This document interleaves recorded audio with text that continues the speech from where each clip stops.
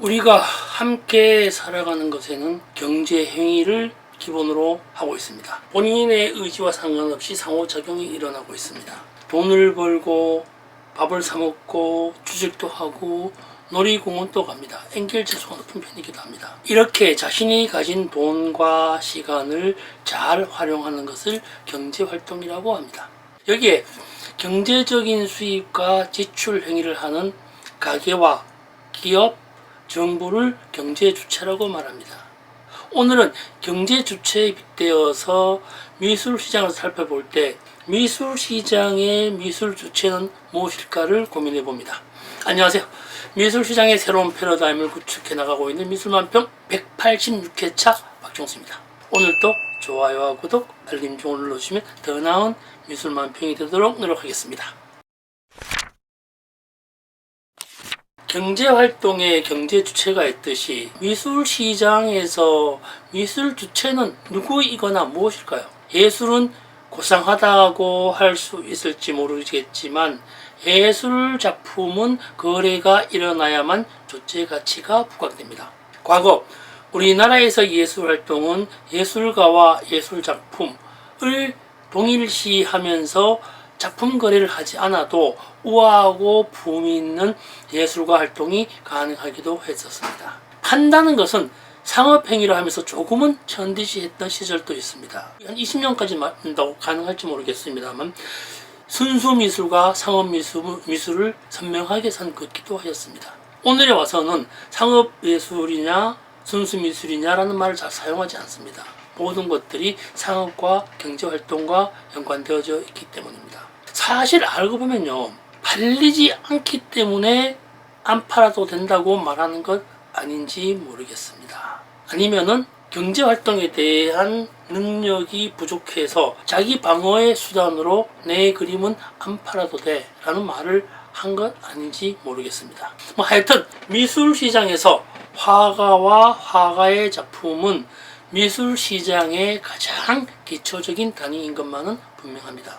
미술시장에서 생산과 소비에 대한 근거를 만들어내는 기초단위이기 때문입니다. 화가는 작품을 생산한 후 그것을 소비시키면서 소득을 얻습니다. 작품 거래가 어려우면 화가 활동 자체를 예술가라는 이름으로 주변인들에게 소비시키거나 각인시킨 후 예술가의 가난성을 인정받기도 합니다. 가난해도 먹을 수 있는 길이 생기기도 했었습니다. 화가는 1인 생산업과 비슷하다고 할 것입니다. 작품을 상품이라고 비교하면은, 근데 다른 말로 하면요, 예술 작품에 대한 서비스는 예술가의 예술 활동이라고 할 수 있습니다. 작품이 생산되는 이유와 사용 방법, 작품의 가치, 정신세계, 철학, 이런 것들은 화가가 가지고 있는 것을 작품에 녹아내으면서 화가의 서비스를 통해 분배되고 정리되기도 합니다. 여기도 하나 더 붙어지죠. 화가와 화가의 작품, 그리고 갤러리가 있습니다. 갤러리에서는 화가의 작품과 화가 활동을 곁들여 판매하면서 그 돈으로 화가와 갤러리스트, 딜러 이런 사람들에게 대가를 지불하거나 갤러리 임대료 등으로 분배시킵니다. 근데 결국은 판매되지 않으면 안 된다는 것이죠. 갤러리는 컬렉터에게 돈을 받아 관리하고 홍보하고 초대전이나 아트페어 등에 참여를 합니다.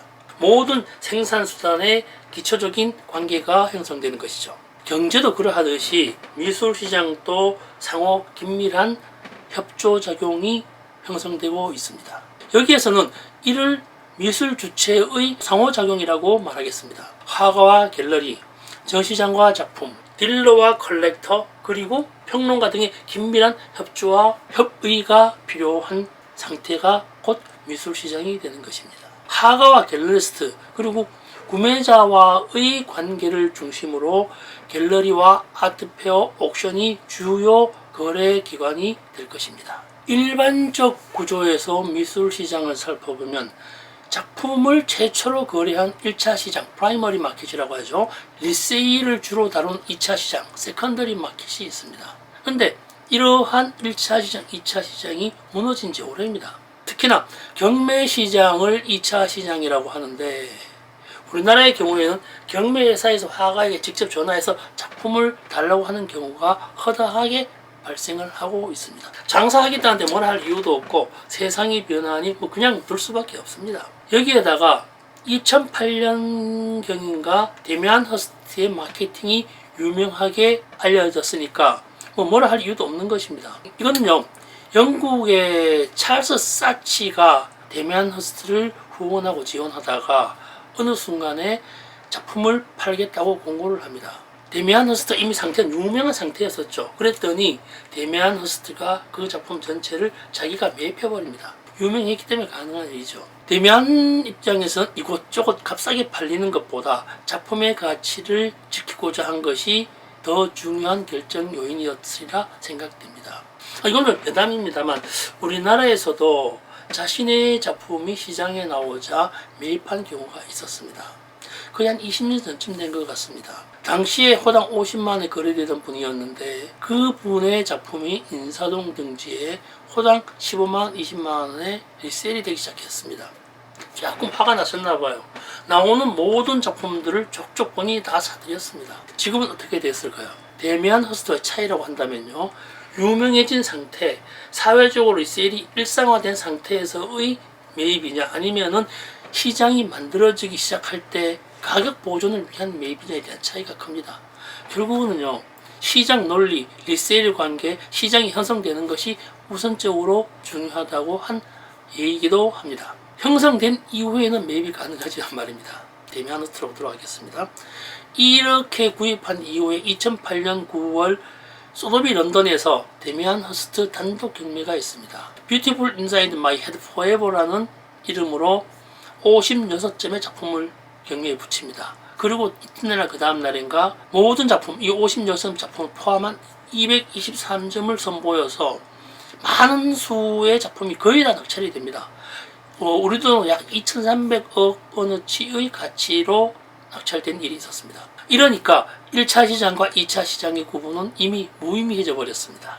오늘 이야기를 정확하게 하는 것은 미술 시장의 미술 주체를 화가, 갤러리스트, 컬렉터라고 두고 갤러리의 바람직한 변화가 필요하다는 것을 말씀드리기 위해서 이렇게 말이 많았습니다.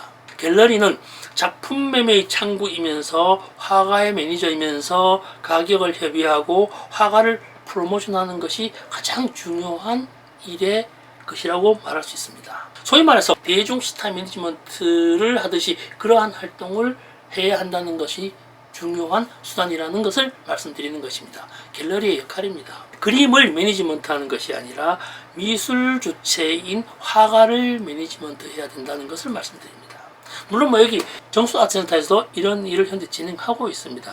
화가와의 기본 계약을 통해서 화가의 활동을 지원하고 있습니다. 작품의 인지도를 마케팅하는 것이 아니라 예술가의 예술관과 작품 세계를 알리는 데 집중합니다. 그중 하나가 이번 달 말경 27, 26일부터 조용하트 서울이 있죠. 이때를 기점으로 해서 발행되는 콜라보 융합 NFT가 있습니다. 노이서 화가의 작품을 AI 작곡가인 에이미 문이 비트를 만들고요. 이 그림을 보고 신세대 래퍼인 스파케가 글을 쓰고 랩을 합니다. 원작을 기본으로 한 디지털 이미지와 음원, 랩이 하나의 작품으로 융합되는 마케팅 활동입니다. 재미날 것 같습니다. 디지털 시대의 인공지능과 화가, 래퍼와의 융합이 분명하게 일어나는 것이죠. 이러한 형태의 매니지먼트를 지속하고 있다는 것을 말씀드리고 싶습니다. 그러니까 우리 미술 시장의 주체는 화가와 화가의 작품을 기본으로 해서 갤러리와 컬렉터가 중심축을 이루고 있다는 것을 말씀드립니다.